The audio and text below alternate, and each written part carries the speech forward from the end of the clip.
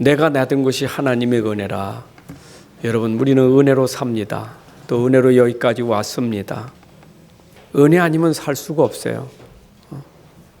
정말 하루하루가 하나님 은혜 속에 사는 거예요. 우리는 은혜라면 보이는 은혜도 있지만 보이지 않는 은혜도 있어요. 보이는 것만 은혜는 아니에요. 보이지 않는 은혜도 있어요. 보이는 은혜를 우리는 자연의 은혜라 해요. 우리가 자연을 보면 하나님 우리를 위해서 주신 자연 너무 감사하잖아요. 공기를 주시고 햇빛을 주시고 물을 주시고 이 모든 것을 주신 하나님 너무 감사하잖아요. 그 낮과 밤이 있는 것도 얼마나 감사합니까? 낮은 일하고 밤에는 잠잘 수 있다는 게 얼마나 감사해요. 또 하나님이 땅에도 경계를 두셨어요. 바다도 밀물 썰물이 있어요. 경계를 두시고 우리가 바다와 육지를 이렇게 구분해서 육지 속에 살 수 있게 하신 하나님이에요. 그래서 시편 74편 16절 시점이니까 주께서 빛과 해를 마련하셔서 낮과 밤이 있게 하셨다. 또 주께서 땅의 경계도 정하셨지만 주께서 여름과 겨울을 만드셨나이다. 그래서 지금도 우리는 이 겨울도 여름도 다 주께서 주신 거예요. 그래서 이 자연은 지금도 이런 순리에서 전부 봄이 오면 여름이 오고 여름은 가을이 오고 겨울 다 이게 자연의 순리고 하나님의 계획 속에 있는 순리예요. 그런데 우리가 보니까 참 기후도 많이 이렇게 변하잖아요. 점점 지구는 뜨거워지고 점점 물은 차올라 섬나라가 잠기게 되고 이런 일들이 어쩌면 이스라엘 백성들이 광야길 갈 때도 보면 아니 홍해 바다가 어떻게 갈라집니까? 바다가 갈라지는 일도 일어났어요. 날아가던 새가 떨어지는 일도 일어났어요. 근데 그 배경은 누구냐? 하나님의 절대 주권이고 절대 계획이 있어요. 모든 것이 자연을 초월하는 초자연적인 역사 하나님의 주권과 계획이 있는 거예요. 그 여러분들 우리가 살아가는 삶 속에 왜 날씨가 왜 이래? 왜 이렇게 날씨 그럴 말을 할 필요 없어요. 그것도 주권이 하나님께 있다니까. 모든 것이 하나님 주권 속에 있어요. 진짜 믿으세요. 여러분 살아가는 것도 다 하나님 주권 속에 있는 거예요. 빨리 죽고 싶다고 죽는 것도 아니고 내가 오래 살고 싶다고 사는 것도 아니요. 살고 죽는 것도 하나님의 주권 속에 있어요. 그 속에서 지금 역사는 흐르고 있는 거예요. 모든 만물이 지금도 하나님의 말씀대로 되어지고 있는 것을 믿으셔야 돼요. 하나님 말씀은 1.1획도 없어지 아니고 다 이루어지느니라. 마태복음 5장 18절에 그랬잖아요. 천지가 없어지게 되는 율법의 1.1획도 결코 없어지지 않냐고 이루어지리라. 지금도 말씀이 이루어지는 시간입니다. 아니 바울이 복음 전에서 지금 저 땅끝까지 저 로마로 가는 일에 풍랑이 일어났어요. 풍랑이 말씀 붙잡고 가는 바울에게 막을 수 있겠어요? 하나님 말씀이 이루어지는 그 현장으로 가는 길에 풍랑이 막을 수가 없는 거예요.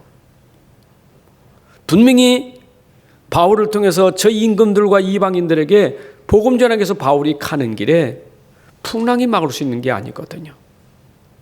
분명히 하나님 말씀하셨거든요. 네가 가이사 앞에 서야 하리라. 하나님 말씀하신 거예요. 그래서 바울은 그 말씀 붙잡고 가는 거거든요. 그런데 풍랑이 왔단 말이에요. 그때 바울은 붙잡은 거예요. 나는 내게 말씀하신 그대로 되리라고 하나님을 믿노라. 이게 바울이 말씀 붙잡은 거예요. 풍랑이 문제가 아니고 풍랑 속에서도 하나님 말씀은 그대로 되리라고 난 믿었어요. 맞죠?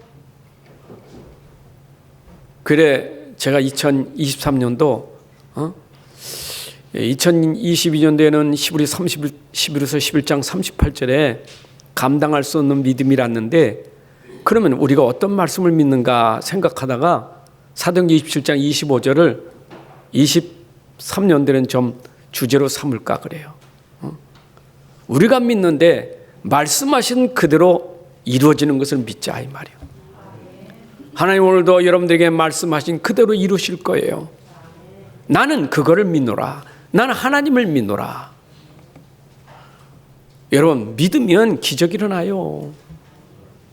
아니 누가 5장 보게 되면 베드로 시몬이 밤새도록 고기 한 마도 못 잡았어요. 이제 그물 씻고 있는데 예수님 오셔서 야 배를 띄우고 그물을 깊은 곳에 던져봐라. 이랬더니 베드로가 하는 말입니다. 시몬 베드로가 내가 밤새도록 수고했지만 잡은 것이 없어요.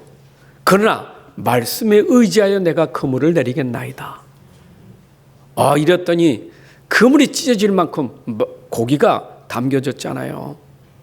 여러분 하나님의 말씀은 우리의 생각, 우리의 수준, 우리의 것을 초월하여 일어나는 역사예요. 그래서 말씀 붙잡으면 돼요. 그래서 우리는 오늘도 말씀 흐름 속에 있어야 돼요. 지금도 말씀을 이루어지고 있으니까, 말씀대로 되고 있으니까 이런 되고 있는 말씀 속에 있어야 되잖아요.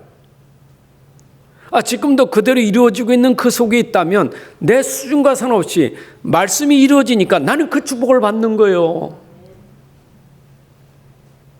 내가 수고한 게 아니고 나는 말씀을 붙잡았더니 말씀이 그대로 이루어지는 속에 들어가니까 이건 상을 수 없는 일들이 이루어지는 거예요. 말씀이 이루어지니까. 여러분 특별히 오늘 강단 말씀 아닙니까? 여러분 강단에서 나오는 이 말씀을 놓치면 안 돼요. 그냥 하는 말이 아닙니다. 오늘 여러분들에게 전달되는 이 말씀은 반드시 여러분들에게 이루어질 말씀이에요. 그러니까 내가 이루어질 말씀을 붙잡고 있으면 그 말씀이 그대로 되리라. 안 그래요? 여러분 보세요. 그걸 구체적으로 강단이 성전이 얼마나 중요한지 에스겔에게 그 환상을 보여줬어요.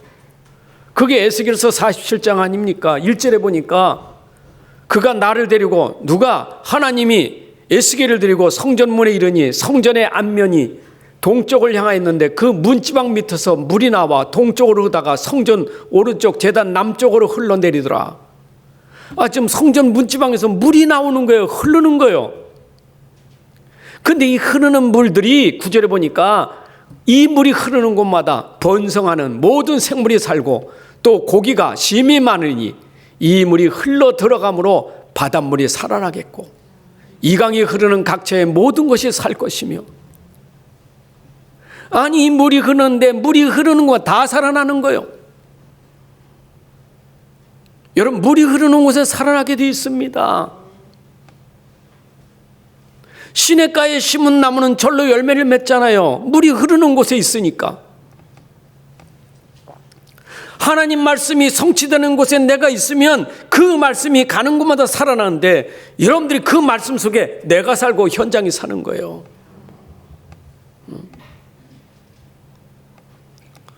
그래서 강단 말씀이 내게 임하는 것이 내가 사는 거예요.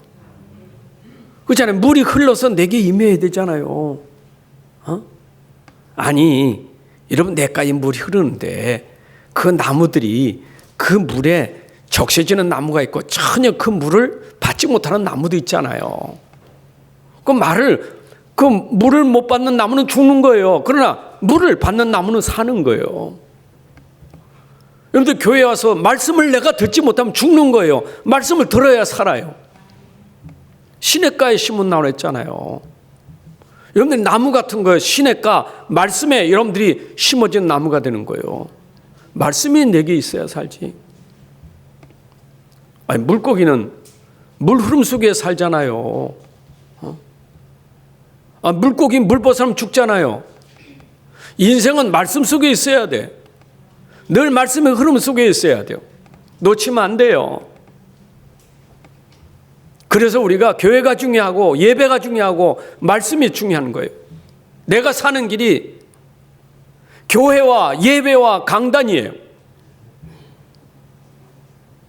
난 교회 필요 없고 예배도 강단 필요 없다. 그래도 잘 산다. 속지 마세요.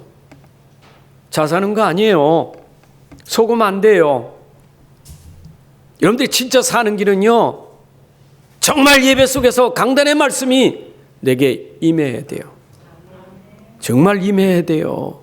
여기 임해야 된다니까. 여러분, 머리가 아니라 가슴으로 임해야 돼요. 마음으로 임해야 돼요. 마음으로 믿어 의에 이르고 입으로 시인하여 구원이 이르느냐. 내 마음의 말씀이 임해야 되는 거예요. 마음에 들어와야 돼요. 마음으로 믿어야 돼요.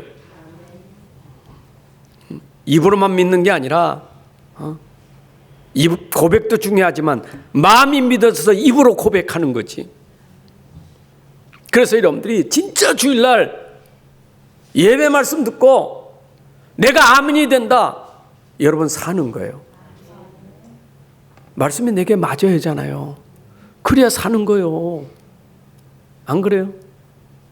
여기 있는 화분에 있는 꽃이 물을 부으면 물오고 이 꽃하고 맞아야 사는 거지. 하나님 말씀이 여러분들에게 맞아야 돼요. 내 마음에 맞아야 돼요. 마음에 안 드는 게 아니요, 마음에 맞아야 돼요. 여러분들이 말씀에 맞추는 게 아니라 말씀이 내게 맞아야 돼요.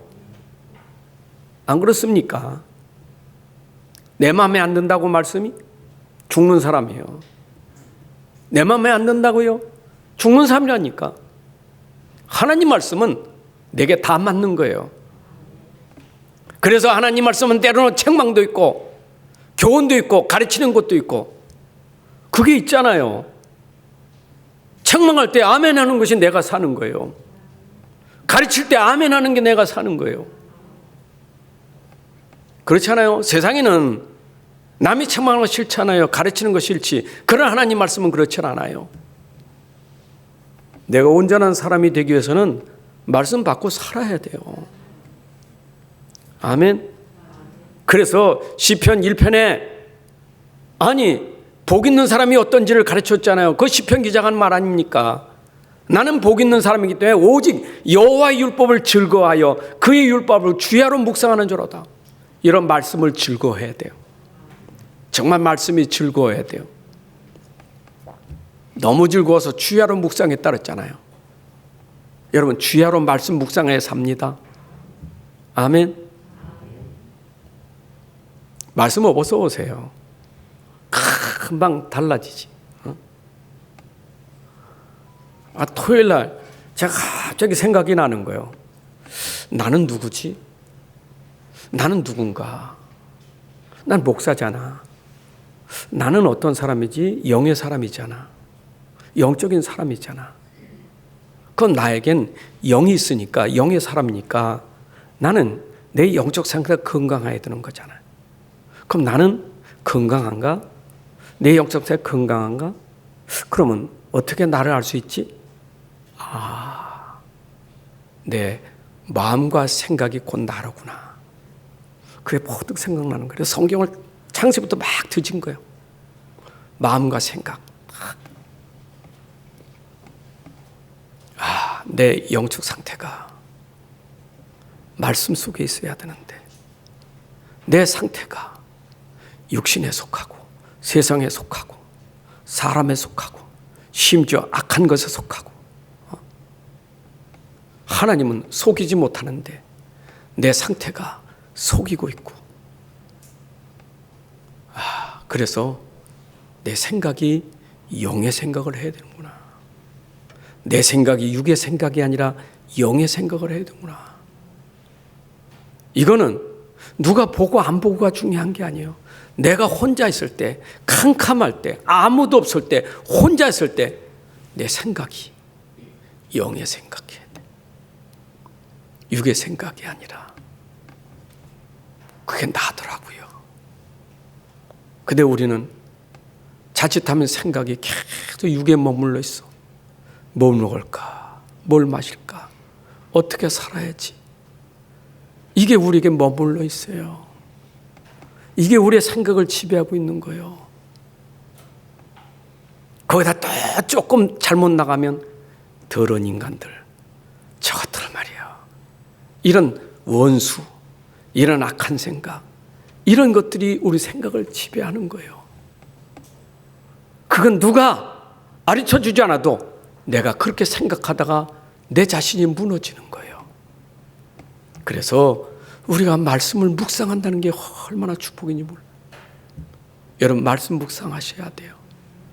그래서 제가 성경을 찾아서 말씀을 전부 찾아가지고 묵상하다 보니까 와, 우리 생각과 마음을 지키는 것은 말씀밖에 없구나.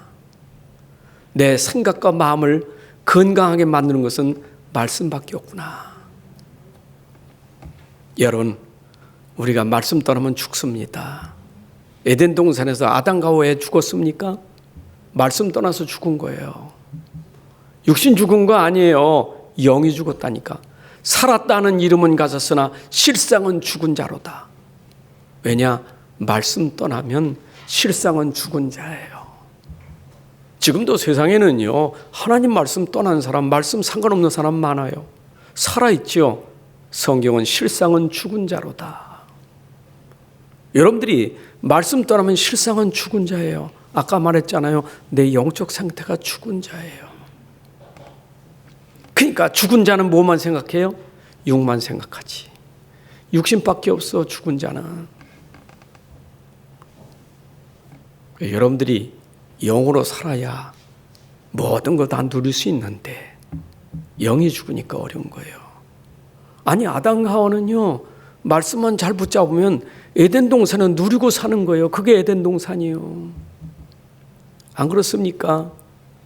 요즘 상부산 메시지 듣는데 뭡니까? 성삼위 하나님이 보좌로부터 내 영혼 속에, 내 영 속에, 내 안에 들어와야 에덴 동산이 되는 게 아니겠어요? 맞잖아요. 그게 행복 아니겠어요? 세상은 그렇지 않잖아요. 많이 가져야 행복하지. 응? 좋은 자리 가져야 행복하지. 그 세상 아닙니까? 행복해요? 정말 행복합니까?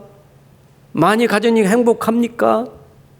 그렇게 왕자리 높은 자로 행복합니까? 그런 법이 없어요. 진짜 행복은 내 안에 말씀과 맞아 행복해요. 행복해야 돼요. 저는 여러분들이 행복한 인생이 되기를 바랍니다. 여러분들이 행복하셔서 여러분들이 행복한 현장을 만드는 사람이 돼야 돼요. 안 그래요? 그렇잖아요. 집에 들어가도 벌써 문 열고 들어가면서 인상 팍 쓰고 들어오면 가족들이 다 어두워지잖아요. 내가 살아온 게 너무 힘들어서 문 열고 들어가면서 짜증 부리고 들어가면 식구들이 다 어두워지잖아요. 분위기 웃다가 다 눌리게 만드는 것, 우리의 모습 아니겠어요? 다 괜찮은데 누구 때문에? 내 상태가 안 좋아서. 반대로 생각해 보세요. 전부 힘든 사람들인데 들어가면서 행복한 사람이 들어가면 행복의 바이러스가 전달되는 거예요. 여러분들이 행복해야 행복한 사람일 수 있는 거예요. 그래서 우리는 이 말씀을 전달하는 사람이 돼야 돼요. 여러분들 가지고 있는 말씀을 전달해야 돼요. 이 행복을 전달해야 돼요. 그래서 하나님은 이 말씀을 전달하게 하시는 거예요. 계속. 여러분 히브리서 1장 1절부터 2절을 보게 되면 말씀하신 하나님이 그 말씀을 전달하기 위해서 구약 때는 어떻게 전달했느냐? 옛적에 선지자들을 통하여 여러 부분과 여러 모양으로 우리 조상들에게 말씀하신 하나님. 옛적에 구약시대 옛적에 하나님이 우리 조상들에게 전달하는데 누구에게? 선자를 통해서 여러 분과 여러 모양으로 말씀하신 하나님. 하나님을 설명하는데, 복음을 설명하는데 여러 부분과 여러 모양을 통해서 설명하셨다 이 말이에요. 여러분, 하나님은요, 모든 것이 하나님을 설명하기 위해서 존재하는 거예요. 자연도 하나님 설명하려고, 홍해바다도 하나님 설명하고, 광야에 일어나는 일을 하나님 설명하고, 다 하나님 설명하는 일이에요. 방주가 하나님 설명하는 거예요. 소돔과 고모라 시대에 하나님 설명하는 거예요. 선지자를 통해서 하나님이 여러 부분과 여러 모양으로 하나님을 설명하셨다고요. 그런데 이제 보니까 이 모든 날 마지막에는 누구를 통하여? 아들을 통하여 우리에게 말씀하셨다. 요한복음 1장 1절에 보게 되면 말씀이신 그 하나님이 1장 14절에 육신을 입고 오셔서 우리에게 설명하셨는데 그분이 누구냐? 예수 그리스도 아닙니까? 그게 사복음서 아니겠어요? 그래서 사복음서에 등장하신 그리스도는 구약에 하나님 말씀을 설명한 거예요. 그 말씀이 이루어지는 설명을 하신 거예요. 아들 그리스도로 말미암아 말씀이 그대로 이루어지는 걸 설명한 거예요. 그렇잖아요. 여러분, 예수님의 공생애가 뭡니까? 구약의 말씀을 이루어가지는 삶이었어요. 마지막 십자가에서 다 이루었다. 구약의 모든 말씀을 다 끝내는 성취를 이루었잖아요. 그의 아들을 통하여 우리에게 설명했더라. 아멘. 그런데 예수님은 또 누구에게 설명했습니까? 예수님의 제자들에게 설명한 거 아니겠어요? 사도들에게 설명했잖아요. 그럼 사도들은 또 누구에게 설명했습니까? 교부들에게, 폴리갑 선생 같은 사도 요한의 제자 폴리갑 교부들에게 또 설명한 거예요. 주의 종들에게 설명했어요. 그 설명이 오늘 여기까지 왔고 그 설명을 들은 우리가 또 전하는 거예요. 그래서 이 말씀은 계속 흐르면서 전달돼서 여기까지 오는 거예요. 여러분, 이 흐름에 전달이 없었다면 우리가 살았겠어요? 그렇잖아요. 사도들만 살아서, 사도들은 말씀 듣고 살았지만 그 들은 말씀을 전달해서 자기도 살고 그들이 전달한 모든 현장을 살렸잖아요. 나를 살린 복음이 오늘 여러분들에게 전달돼서 여러분들이 사는 것이 하나님의 계획이고 뜻이에요. 그렇잖아요. 살리려고 하시는 거 아니겠어요? 참 너무 감사한 것은 하나님이 날려 살린 이 복음을 깨닫기에 너무 감사해요. 여러분, 그래서 살리려고 하는데 도대체 어떤 말씀이 살리느냐? 그 핵심이 하나님의 말씀, 복음의 말씀, 그리스도의 말씀이에요. 여러분, 말씀이라고 다 살리는 게 아니라 어떤 내용을 전달하느냐가 살리는 거예요. 그렇잖아요. 우리가 사람하고 얘기해도요, 말한다고 그 사람 다 힘주고 살리는 거 아니잖아요. 어떤 말을 하느냐에 따라 그 사람이 살 수도 있고 치유될 수 있는 거지. 뭐든지 못 말한다고 다 되는 건 아니잖아요. 선생님 말이, 부모님 말이 다 살리는 건 아니잖아요. 내용이 어떤 거냐, 이게 중요한 것이지. 똑같아요. 성경에 있는 말씀도 어떤 말씀, 어떤 내용이냐가 중요한 거예요. 근데 그 하나님의 말씀의 내용은 복음의 말씀이에요. 복음이 뭐죠? 창세기 3장, 우리 인간이 가지고 있는 문제를 꺾을 수 있는 길은 창세기 3장 15절에 여자의 우선 메시아 그리스도밖에 없는 거예요. 그래서 모든 인생이 다 하나님 떠나 죄 가운데, 저주 가운데, 재앙 가운데 빠졌는데 하나님이 우리를 건져내시려고 하나님이 약속한 말씀이 뭐냐? 복음의 말씀이에요. 그래서 성경은 복음을 설명하는 말씀이라 복음의 말씀이에요. 근데 이 복음의 말씀의 키는 뭐냐? 예수는 그리스도라는 거예요. 그리스도는 예수예요. 내가 너에게 메시아를 보내겠다. 복음이에요. 그 메시아가 누구냐? 그가 바로 예수다, 이 말이에요. 이것이 성경의 핵심이에요. 여러분, 그 근거를 두고 우리가 실제로 그런 일이 일어난 현장이 어디입니까? 빌립이 사마리아 성에 들어가서 전달된 말씀이 뭐냐? 복음의 말씀을 전할세. 사도행전 8장 4절에 복음의 말씀을 전할세. 복음을 설명하는 말씀을 전했는데 그때 전하면서 뭘 전했냐? 예수가 그리스도라 전파한 거예요. 빌립보 교회가 빌립보를 통해서 사마리아 성에 이 복음이 전달되니까 이게 완전 동네가 바뀌어진 거예요. 그 동네가 완전히 재앙이 끝난 거예요. 흑암이 무너진 거예요. 복음 말씀 전달되고 그리스도가 전파했는데 그 현장에 재앙이 무너졌다니까요. 여러분, 우리가 어떤 축복받은 사람입니까? 너무 감사하지 않아요? 복음 만나서 재앙 속에서 빠져나온 게 얼마나 감사해요. 나를 재앙의 저주에서 빼는 게 얼마나 감사하냐고요.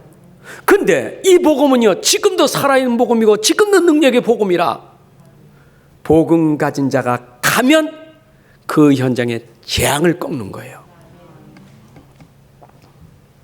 여러분, 이거는요, 절대 복음 말씀 그리스도가 아니오는 해결할 수가 없어. 지금도 재앙 맞는 현장 아닙니까? 많은 사람들이 지금 재앙 만났어요. 누가 그 재앙의 문제를 해결할 수 있겠어요? 아무도 못해요. 그건 복음밖에 없어요. 그리스도밖에 없어요. 그러면 이 복음을 전할 사람이 있어야 하잖아요. 그래서 이 복음을 전하는 자가 이게 복 있는 거예요. 맞죠? 다니엘서 12장 3절에도 많은 사람들을 옳은 대로 인도하는 자, 하나님이 이게 별과 같이 빛내리라 했잖아요. 여러분, 정말 이 복음을 전한 자가 얼마나 복 있느냐. 로마서 10장 13절부터 17절에 복음 전한 자의 발이 복되다고 했다고요. 우리가 복음 전하는 게 얼마나 축복인데요. 자, 그거밖에 없더라고요. 내 인생이 사는 게 이것밖에 없어. 복음하니까, 복음을 깨달으니까, 복음 전해야 되겠구나. 복음밖에 없구나. 그래서 여러분들이 복음 전한 삶이 오늘 설교 제목처럼 매일 평생 영원히 연결되는 그리스도가 돼야 돼요. 오늘 본문의 바울이 그거예요. 바울은 오직 이 복음, 이 그리스도를 전파하기 위해서 그는 멈추지 않고 달려가는 거예요. 복음 전한 것이 표대였어요. 여러분들의 표대가 뭡니까? 목표가 뭡니까? 여러분 방향이 뭡니까? 여러분들 계속 달려가야 될 게 뭡니까? 이 오직 복음 전하려 하면은 멈출 수가 없는 거예요. 바울이 복음 전한 일에 멈출 수가 없었어. 응답이 왔다? 응답이 안 왔다? 기준 아니에요. 응답 때문에 멈출 수가 없는 거예요. 내가 축복받으니 멈출 수가 없는 거예요. 축복 응답이 중요한 게 아니에요. 그래서 잡은 줄로 여기지 않는 거예요. 나는 계속 복음 전한 일에 내 인생을 달리겠다는 거예요. 매일 여러분들이, 평생 여러분들이 그렇게 사는 것이 복 있는 삶이에요. 그래서 빌립보서 1장 27절의 말씀처럼 어떤 사람이요? 오직 너희는 그리스도의 복음에 합당하게 생활하라. 여러분들이 그리스도의 복음에 합당하다 이 말, 맞다 그 말이. 여러분들 생활이, 삶이 오직 복음에 합당하다, 오직 복음과 맞다 그 말이에요. 매일매일 여러분들이 복음과 합당해야 되고 평생 복음과 합당하고 여러분들의 인생이 복음과 합당한 삶이 돼야 돼요. 지난주 강단 말씀 아닙니까? 여러분들 진짜 최고의 가치, 가장 고상한 지식이 뭐며 최고의 가치가 뭡니까? 복음 아닙니까? 최고의 가치 여러분들이 맞아야지. 이걸 모르니까 말이에요. 가치는 뭐냐? 맨날 돈에 맞아 살아. 돈 오고만 맞는 거예요. 돈 오고만. 맨날 자리 오고만 맞는 거예요. 세상 거 육신 거 이게 맞는 거예요. 그게 가치입니까? 우리의 가치는 오직 그리스도가 최고의 가치고 최고의 지식인데 거기에 맞게 사는 삶이 돼야 돼요. 그게 오늘 본문 내용이에요.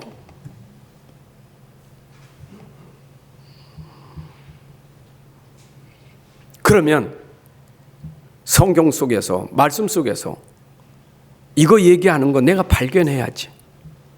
여러분, 아무리 내가 그렇게 살아야 돼, 그래 나는 그게 아무리 그래도 발견하지 못하면 안 되는 거예요.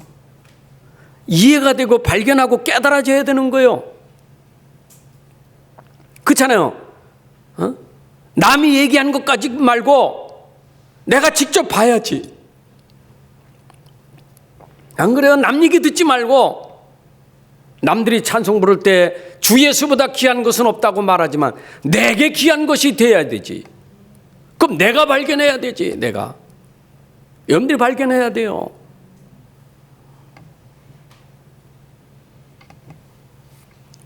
참 이게 설교할 때도요, 이게 중심이 그래 나는 정인으로 서야 돼. 정인으로. 내가 발견한 그리스도를 말하는 정인으로 서야 된다. 그 정인으로 안 서면요, 이게 너무 힘들어. 이게 다 그래서 이건 이게 그래서 설교 준비하려면 너무 힘든 거예요. 여러 책 봐야지, 남의 거 봐야지. 정인은 힘들지 않아요. 그렇잖아요. 매일매일 내가 체험하는 그리스도, 내 삶 속에 체험하는 그리스도, 기도하면서 쓰는 거예요. 계속 그리스도를 발견하니까 너무 행복하고, 그러니까 나와지는 거예요. 누려지고 나오는 거예요. 참 이게 목사가 복음 전한 사람인데 이게 체험되지 않고 발견되지, 이거 설교 못해요. 여러분 설교 준비 못합니다. 어렵습니다. 예전에 내가 전도사 때 우리 담임 목사님이 뭐 수요일 날이나 언제 설교 한번 하라고 이제 시키거든요. 근데 그날따라 내가 집에서 설교 준비하고 주석을 다 꺼내서 방 꽉 찼어. 근데 마침 그 목사님이 신방 오신 거예요. 들켰어. 그때 나보고, 최 전사, 어떻게 그렇게 설교 준비 그렇게 힘들게 하냐? 그때는 이해 못했다니까. 그러니까 서점에 있는 설교집 다 갖다 놔야 되고 주석대 다 찾아야 되고, 그래 그거 보고 하는 거예요. 여기서 빼내고 저기서 빼내고 좋은 거. 근데 그 목사님 말씀을 이해를 못했어. 근데 그분은 보니까 막 술술 얘기 잘하시더라고. 옛날 요한계시록 가지고도 막 술술 얘기 잘하시고. 원고 읽는 것도 아닌 것 같아 이게. 물 한 모금 먹고 하늘 쳐다보고 물 한 먹고 하늘 쳐다보는 게 아니야. 진짜 그냥 술술 나와. 왜냐, 가진 게 있으니까. 여러분, 전도자는 술술 나와야 돼. 내가 누리고 있는 복음을 술술 말할 수 있어야 돼. 그 사람이 발견한 사람이에요. 오늘 발견되기를 바랍니다. 왜냐?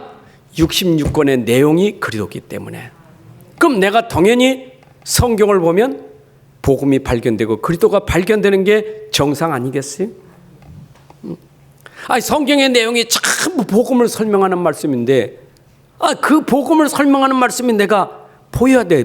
발견돼야 돼요. 여러분, 그래서 성경에 기록된 모든 책들이 전부 정인문서예요. 구약에 있는 말씀이요, 특히 모세오경 보게 되면 모세가 증인이에요. 증인. 복음 발견한 증인이에요. 여러분, 창세기 3장을 누가 기록했습니까? 모세가 기록했지 않습니까? 그 안에 복음을 누가 기록했습니까? 모세가 기록했잖아요. 전부 뭡니까? 복음을 설명하는 말씀이에요. 이 복음은 누구요? 예수 그리스도라 이 말이에요. 선자들이 그 아들에 관하여 성경에 미리 약속하신 것들인데, 그 아들은 누구냐? 예수 그리스도시다. 이거 기록한 거예요, 성경이.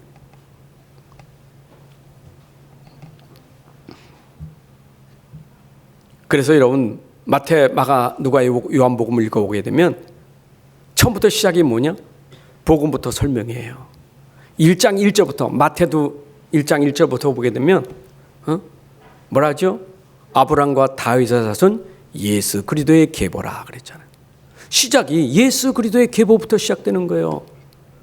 유대인들은 아브라함 자랑하고 다윗을 자랑하지만 니들이 자랑하는 그 자손으로 오신 예수 그리스도의 계보를 자랑한 거예요. 아브라함도 다윗도 아니에요. 그분들도 예수 믿었지. 마가복음 1장 1절에 뭐랬어요? 하나님의 아들 예수 그리스도의 복음의 시작이라. 보세요. 전부 사도들 아닙니까? 사도들이 그 복음서를 기록할 때 전부 누구요? 예수 그리스도의 복음을 전달했다니까요. 그래서 여러분들이 사복음서 보면은요, 예수는 진짜 하나님의 아들이시구나. 예수는 그리스도시구나. 그게 발견돼요. 그 베드로가 발견한 거 아니에요? 당신은 그리스도시고 살아계신 하나님의 아들이십니다. 발견된 거예요. 뭘 가지고 발견했어요? 여러분들 성경 말씀 가지고 발견하고 말씀 가지고 발견해요. 그래서 오늘도 우리가 이 바울 서신을 통해서 또 전달되는 게 뭐죠? 복음 발견하려고 전달되는 거예요. 여러분 옥중서신 바울이 쓴 이 서신 속에 전부 복음 전달하는 거 아닙니까? 자기는 그랬어요. 바울 고백이잖아요. 여러분 바울이 쓴 편지 전부 1장 1절의 인사 내용이 뭐냐? 나는 예수 그리스도의 종 바울, 그리스도의 사도된 나는 종이라 했어요. 종.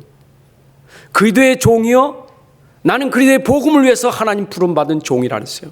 그러니까 바울은 전부 복음 설명하려고 하나님 나를 부른 종이라 했어요. 그래서 그가 깨달은 게 에베소 3장 4절 보니까 너희가 지금 내가 전해진 이 글을 읽으면, 내가 쓴 편지를 읽으면 내가 그리스도의 비밀을 깨달은 것을 너희가 알 수 있으리라. 여러분들이 바울이 쓴 편지를 읽으면 바울이 그리스도의 비밀을 깨달은 것을 너희가 알게 될 것이다. 여러분 바울이 깨달은 그리스도의 비밀을 내가 알아야 돼요. 바울은 복음을 발견하고 복음을 따라 복음으로 살았는데 너희도 내가 복음 발견한 것처럼 너희도 나를 본받으라. 고린도서 11장 1절에 바울이 그런 얘기했다니까. 내가 그리스도를 발견하고 그리스도를 본받은 것 같이 너희도 나를 본받아서 너희도 그리스도를 본받기를 원한다, 그 말이에요. 그런 중에 오늘 바울이 발견한 그리스도가 간증되어지는 내용들이 오늘 옥중서신 아니겠어요? 여러분 바울은 사도행전에서도 그리스도를 만난 것을 간증을 3번 합니다. 사도행전 9장에서 일어난 일, 사도행전 22장에서 사도행전 26장에서 바울의 간증인데, 다메섹에 가다가 핍박하러 가다가 내가 그때 부활하신 예수님 만났다. 사울아 사울아 누구십니까? 나는 네가 핍박하는 예수다. 이거를 3번이나 똑같이 반복해서 간증해요. 내가 다메섹에 가다가 그리스도를 만났습니다. 바울의 간증이에요. 그가 선교여행 다니면서 1차, 2차, 3차 선교여행 다니면서 전달한 게 바로 이 복음을 설명하는 거예요. 이 복음을 듣고 세워진 교회가 바로 마게도냐 교회들이에요. 복음으로 세워진 교회예요. 빌립보 교회가 복음 듣고 세워졌잖아요. 데살로니가 교회가 복음 듣고 세워졌잖아요. 고린도 교회, 에베소 교회 전부 바울의 복음을 듣고 세워진 교회예요. 여러분 복음으로 세워진 교회는 절대 무너지지 않습니다. 음부의 권세가 이기지 못합니다. 복음으로 세워진 초대교회를 누가 이길 수 있으며 바울이 전해서 세워진 복음 가진 교회를 누가 무너뜨릴 수 있겠어요? 복음으로 세워진 교회, 복음으로 담난 여러분들은 아무도 이길 수가 없어요. 그게 우리가 가진 힘이에요. 복음밖에 없다니까요. 여러분 그리스도밖에 없어요. 이거 아셔야 돼요. 우리가 말씀은 들었는데 말씀의 내용인 복음을 놓치니까 말씀은 들었고 말씀은 공부했고 말씀은 내가 많이 읽었는데 왜 많이 읽고 공부만이 왜 무너집니까? 그 속에 복음 발견하지 못하니까, 복음 모르니까. 여러분, 코로나로 통계 나온 거 보니까 코로나로 한국교회 500교회가 무너졌다고 그러더라고요. 지금 교회가 자꾸 무너져요. 문 닫는다니까 문 닫아요. 교회가 점점 사람이 떠나가요. 왜 그래요? 말씀 공부 안 했어요? 부흥회 안 했습니까? 많이 했잖아요.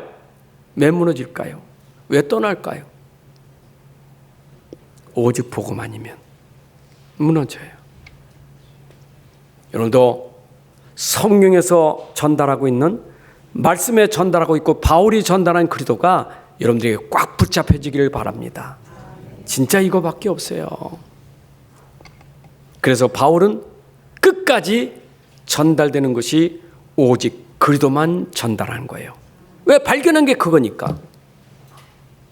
얼만큼 발견했느냐? 이것 말고는 배설물이로구나. 나에게 최고의 가장 고상한 지식, 최고의 가치는 오직 그리스도구나. 이거를 발견하니까 그것밖에 말할 수밖에 없어요. 내가 보는 볼 땐 내 배경 자랑했지. 히브리인제 시민이고 베냐민 집하고 바리새인이고 율법 자랑했지. 그런데 바울이 깨닫고 보니까 그건 능력 없어. 진짜 능력은 그리스도의 능력밖에 없는 거예요.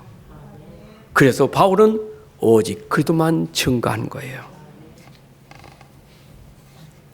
로마서 1장 16절에 그랬잖아요. 내가 복음을 부끄러워하지 않으니 이 복음은 모든 믿는 자에게 구원을 주시는 하나님의 능력이 됨이라. 여러분, 구원받는 길이 복음 그리스도밖에 없어요. 구원의 길이 그리스도밖에 없다니까요. 그래서 바울이 복음만 전하는데 자꾸 교회 안에 다른 복음이 들어오는 거예요. 그래서 갈라디아 1장 6절부터 10절에 다른 복음 없다는 거예요. 다른 복음 없어. 다른 복음을 전하면 천사라도 저주받아. 여러분, 우리는 오직 그리스도의 복음만 전달해야 되고 그거 외에 다른 복음은 전하면 안 돼요. 왜냐? 오직 그리스도 외에는 인간이 가지고 있는 영적 문제는 절대 해결할 수가 없어요. 인간이 가진 문제 절대 해결할 수 없어요. 당시에 헬라 철학이 얼마나 대단했습니까? 골로새 2장 8절에 누가 철학과 헛된 속임수로 너희를 사로잡을까 주의하라. 여러분, 철학 좋습니다. 학문 좋습니다. 그러나 구원을 주는 데는 능력 없어요. 복음 말고는 아무것도 능력이 없어요. 종교 나쁘다는 말 아닙니다. 능력 없어요. 우상 능력 없어요. 세상에 그 어떤 과학도 어떤 학문도 구원을 주는 데는 능력 없어요. 어디에서? 여러분들이 가지고 있는 근본의 영적 문제 해결하는 데 능력 없어요. 우리 근본이 뭡니까? 사단이 속이는 거 있잖아요. 12가지 전략 있잖아요. 속이는 거 있잖아요. 못 빠져나와. 그래서 사단의 종, 노예, 포로 되는 거예요. 그 틀에, 함정에 빠져 있는 거예요. 누가 이 함정에서 건져내며 누가 이 포로에서 우리를 건져낼 수 있겠어요? 복음 아니면 절대 빠져나올 수가 없어요. 성경이 설명하는 게 많아요. 여러분, 애굽에서 바로선, 누가 바로선에서 건져낼 수 있겠어요? 6월절에 어린 양의 피밖에는 안 되는 거예요. 복음밖에는 안 돼요. 맞죠? 바벨론 포로에서 누가 건져냅니까? 보라, 처녀가 잉태의 아들을 낳을 것이니 그 이름을 임마누엘이 하리라. 이 복음밖에는 빠져나올 길이 없는 거예요. 다시 말씀드립니다. 여러분들 인생 문제 해결하는 유일한 길은 오직 그리스도밖에 없어요. 여러분들의 인생 문제, 모든 문제 해결책은 오직 그리스도밖에 없어요. 그래서 우리가 붙잡은 그리스도가 절대 가치라는 거예요. 여러분, 최고의 가치요. 빌립보 3장 8절에 말씀하셨죠. 지난 시간에 모든 것을 해로이 여기면 내 주 그리스도 예수라는 지식이 가장 고상하기 때문이다. 내가 그를 위하여 모든 것을 잃어버리고 배설물로 여기면 그들을 얻었기 때문에. 여러분들의 가치는 배설물이 아니라 그리스도예요. 근데 지금도 세상에는 그리스도 모르니까 배설물이 가치요. 배설물 알지요? 빌립보 1장 3장 1절부터 6절에 바울이 붙잡았던 배설물. 지금도 세상선 위에 쫓아가고 있는 것, 세상 거 있잖아요. 자랑하려고 하는 거 있잖아요. 나쁜 건 아니에요. 그게 목적은 아니에요. 복음 깨달으니까 도구로 쓰임 받았다니까. 바울이 유대 살리는데, 유대인들 살리는 데는 도구로 쓰임 받았어요. 그러나 구원은 주는 능력은 아니에요. 도구일 뿐이지.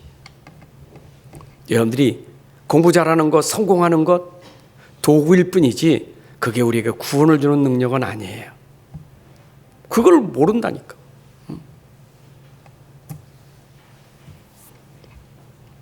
죄에서 의를 이루는 최고의 가치가 그리스도예요. 누가 죄에서 의롭다 함을 얻게 할 수 있겠어요? 그리스도밖에 없어요. 의를 이루는 것은 오직 그리스도밖에 없어요. 그래서 빌립보 3장 9절에 그 안에서 발견되려 함이 내가 가진 의는 율법에서 난 것이 아니오 오직 그리스도를 믿음으로 말미암은 것이니 곧 믿음으로 하나님께로부터 난 의라. 여러분들이 복음을 믿음으로 생겨진 의입니다. 그리고 그 안에 있으면 모든 거 할 수 있는 능력이 바로 그리스도의 능력이요. 모든 거 할 수 있는 능력이 그리스도의 능력이라니까. 모든 거 움직일 수 있는 게 돈이 아니고 황금만능주의? 돈으로 해결할 수 없는 건 많아요. 그러나 그리스도는 돈으로 해결할 수 없는 일도 행할 수 있는 게 그리스도예요. 맞아요. 여러분, 사람의 말은 참고로 드세요. 사람이 못한다고 해도 하나님은 할 수 있어요. 하나님 능력이에요. 여러분들, 의사의 말은 우리가 귀담아 잘 들어야 돼요. 그러나 능력은 아니에요. 살리고 죽이시는 분은 하나님이고 우리를 낫게 하시는 분이 하나님이셔요. 그리스도부터 먼저 붙잡으세요. 그리스도 놓치면 안 돼요. 우리가 자꾸 그리스도 놓치니까 의사 말에 좌지우지하면 그러면 이거 속아요. 유튜브 보면요, 막 어디 좀 목이 좀 아프다 그래서 목이 아프다고 검색을 하면요, 쫙 써져 목이 아픈 것에 대해서. 그러면 나도 모르게 벌써 이 아픈 것에 이제 막 반응이 보여. 머리부터 발끝까지 전부 반응이 다 보여. 유튜브 보고 죽어. 그래도 붙잡으세요. 목 아프면 아픈 거 적당히 치료한 약 있으니까 약국에 가든지 병원 만나서 그 치료받으면 돼요. 이제 필요한 거니까 그 이상 생각하지 마세요. 자, 그러면 하나님은 이 속에서 우리에게 보여주는 게 뭡니까? 절대 하나님의 계획이 있는 거예요. 아니, 우리 복음 가졌지, 복음 전하는 사람이지. 그러면 복음 가진 사람이 복음 전하는데 하나님 계획이 없겠어요? 하나님 계획이 있는 거예요. 오늘도 복음 가진 자가 복음을 증거할 때 하나님의 절대 계획 속에서 모든 게 움직여지는 거예요. 그걸 바울이 오늘 고백하는 거예요. 바울이 지금 복음 전하다가 어디 갔습니까? 감옥에 들어갔다니까. 지금 로마 감옥에 들어가 있어요. 그런데 복음 전달하는 나에게 이것이 하나님의 계획이었다 이 말이에요. 그게 지금 빌립보서 1장부터 쭉 얘기하고 있는 거 아닙니까? 내가 매임을 당하고 내가 갇히게 되는 것이 도리어 복음의 진보가 될 수 있는 하나님의 계획이었다 이 말이에요. 그래서 얼만큼 내가 감옥에 들어가서 죽든지 살든지 나는 그리스도만 존귀되면 된다. 이게 결론 낸 거예요. 나는 그리스도만 전파되면 돼. 이래되든 저래든 그리스도만 전파된다면 나는 상관없다. 이게 바로 하나님의 계획을 발견했기 때문에 나는 그리스도만 전파되는 것이 나는 모두다 이 말이에요. 빌보 2장 20절 21절에 그랬잖아요. 내게 사는 것은 그리스도니 죽는 것도 유익하니라. 아멘. 로마서 14장 8절에 그랬어요. 나는 죽어도 살아도 오직 주를 위하여 내가 사나 죽으나 나는 주의 것이로다. 이게 복음 가진 사람, 복음 증거하는 정의들이 고백하는 메시지예요. 왜냐? 죽는 게 하나님 계획이 있다니까. 복음 전하다 죽을 수 있지. 내가 사는 것도 하나님 계획 속에 사는 거지. 그러면 나는 사는 것이 하나님 계획에 있어서 복음 전하다 가는 거 아니겠어요? 이게 하나님 계획이라니까. 그런데 내가 복음 전하다 고난을 당한다? 그럼 나는 도리어 어떤 고난에도 그 고난에 참여하겠다. 왜냐? 그 고난이 나에게 부활의 영광에 이르게 하기 때문이다. 빌보 3장 10절부터 11절에 복음 전하다 고난 당하면 고난은 도리어 내게 부활의 영광에 참여할 수 있는 기회가 되는 거예요. 로마서 8장 18절에 그랬죠. 현재의 고난은 장차 나타날 영광과 좋게 비교할 수 없느니라. 여러분 그리스도와 함께 복음 전에서 고난 당한다면 그 영광은 여러분들 진짜 큽니다. 그래서 빌보서 2장 5절부터 11절에 보게 되면 바울이 고난 당할 때 예수님이 고난 당하시고 그 후에 부활하셔서 영광 받으신 걸 기록하면서 우리도 그 고난에 함께 참여하는 부활의 영광을 보는 것처럼 우리도 그 영광을 보게 될 것이다. 여러분 복음 때문에 고난 당하면 하나님의 계획 속에 있고 부활의 영광에 참여하는 축복이 될 것입니다. 그래서 나는 앞에 것을 잡으려고 달려가노라. 빌보 3장 12절 13절에 그랬죠. 이미 얻었담도 아니고 온전히 이뤘담도 아니고 오직 내가 그리스도께 예수께 잡힌 바 된 그것을 잡으려고 달려가노라. 여러분 예수께 잡힌 바 된 게 뭘까요? 사도행전 9장 1절부터 15절에 바울을 부르고 꽉 잡았어요. 잡고 그에게 천명과 사명을 줬어요. 그게 사도행전 9장 15절이 바울이 붙잡힌 바 된 거예요. 가라! 이 사람은 내 이름을 이방인과 임금들과 이스라엘 자손들에게 전하여 택한 나의 그릇이라. 하나님이 꽉 붙잡힌 바 된 거예요. 나는 이제 이방인들과 임금을 위해서 임금들에게 복음을 전하기 위해서 하나님이 택한 그릇이라는 것이 제가 꽉 잡힌 거예요. 이것 때문에.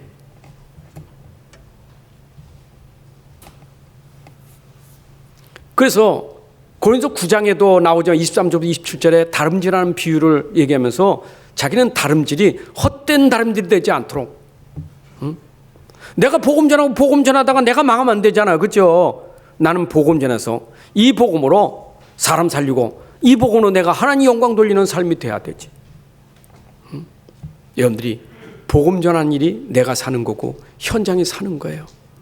이것 때문에 우리가 달려가는 거예요.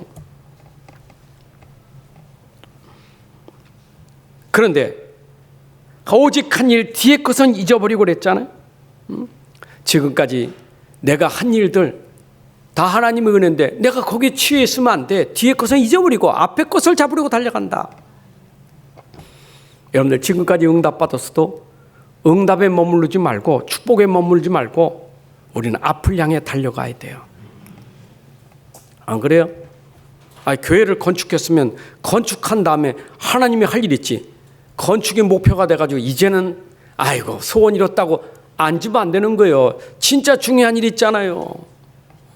우리는 모든 것에 하나님 주신 축복은 그 다음을 이루어서 하나님 주신 거기 때문에 우리는 축복받은 거 가지고 달려가야 돼요. 안 그래요? 여러분들이 어떤 축복을 받아서 그 축복은 복음에서 쓰라고 주신 거에 달려가야 돼요. 머무르지 말고. 그래서 나는 아직 잡은 줄로 여기지 아니하고 현재도만 내가 현재 잡은 줄로 잡았다 그게 아니요. 이거 여기지 않아. 나는 계속 달려가겠다 이 말이에요. 어디를 향하여? 표대를 향하여. 하나님이 우리를 부르신 목적이 뭡니까? 부르심의 목적이 아까 말했지만 사도행전 9장 15절에 바울을 부르신 목적이 이방인들과 임금들에게 복음 전하기 위해서 택한 것이 부르심의 목적 아니겠어요? 여러분을 부르신 것 결국 복음 전하라고 부르신, 그리고 또 부르신 뭡니까? 위에서 부르신 부름의 상을 위하여 쫓아가노라. 여러분들 오늘도 주님 바라보고 주님이 부르신 부름의 상을 위해서 달려가야 돼요. 믿음의 주 온전케 하신 예수를 바라보라. 우리의 표대는 주님을 바라보고 주님에게 맡기신 사명을 위해서 달려가는 사람이 되어야 될 것입니다. 그랬더니 하나님 우리에게 상을 주시는데 어떤 상을 주십니까? 하나님 우리에게 의의 면류관을 주시는 거예요. 디모데후서 4장 8절에 바울이 달려갈 길을 잘 마치니까 하나님이 준비하신 의의 면류관이 있었고, 베드로서 5장 4절에 보니까 시들지 않은 영광의 면류관을 주었고, 야고보서 1장 12절, 계시록 2장 10절에 보니까 생명의 면류관을 주실 것이고, 고린도서 9장 25절에 보니까 썩지 아니할 면류관을 주셨더라. 여러분들이 복음을 위해서 달려가면 하나님이 위에서 우리에게 주시는 상이 있는데 그게 면류관이에요. 그래서 여러분들이 정말 우리가 복음 가지고 달려가면서 위에서 부르신 상도 우리가 또 바라보고 가잖아요. 부름의 상을 위해서 달려가노라. 바울의 인생 마지막 고백이 디모데후서 4장 7절에 나와 있습니다. 나는 선한 싸움을 싸우고 나의 달려갈 길을 마치고 믿음을 지켰으니, 여러분들의 인생 마지막 끝까지 우리는 오직 그리스도가 우리에게 목표예요. 오직 그리스도는 우리의 바라보는 목표예요. 믿음의 주 온전케 하시는 예수 그리스도를 바라보라. 그리고 그리스도를 통해서 여러분들은 증인이 돼야 돼요. 어디까지? 땅끝까지, 저 로마까지 우리는 증인으로 가는 거예요. 그래서 그리스도 세계복음화는 우리의 표대고 우리의 목표예요. 이것 때문에 우리가 살아갈 이유가 있는 거예요. 자, 결론입니다. 만약에 우리가 그리스도가 아니라면 어떻게 되겠어요? 모든 것에 문제가 계속될 겁니다. 지금도 그리스도를 모르는 불신 세상, 신자들이 그리스도를 놓치면 불신앙에 빠져가지고 결국 어려움을 당할 수밖에 없어요. 그리스도 외에는 모든 것에 절대 불가능해요. 절대 가능케 하시는 그리스도를 붙잡아야 돼요. 그리스도를 붙잡아야 돼요. 기억하세요. 항상 기억하세요. 나는 그리스도를 붙잡는 게 답이다. 그리스도만이 길이다. 이걸 딱 붙잡으셔야 돼요. 왜냐? 한계가 오기 때문이에요. 한계 와요. 우리 복음송 있잖아요. 흔들리지 마. 낙심하지 마. 무너지 또 있어요. 포기하지 마. 있잖아요.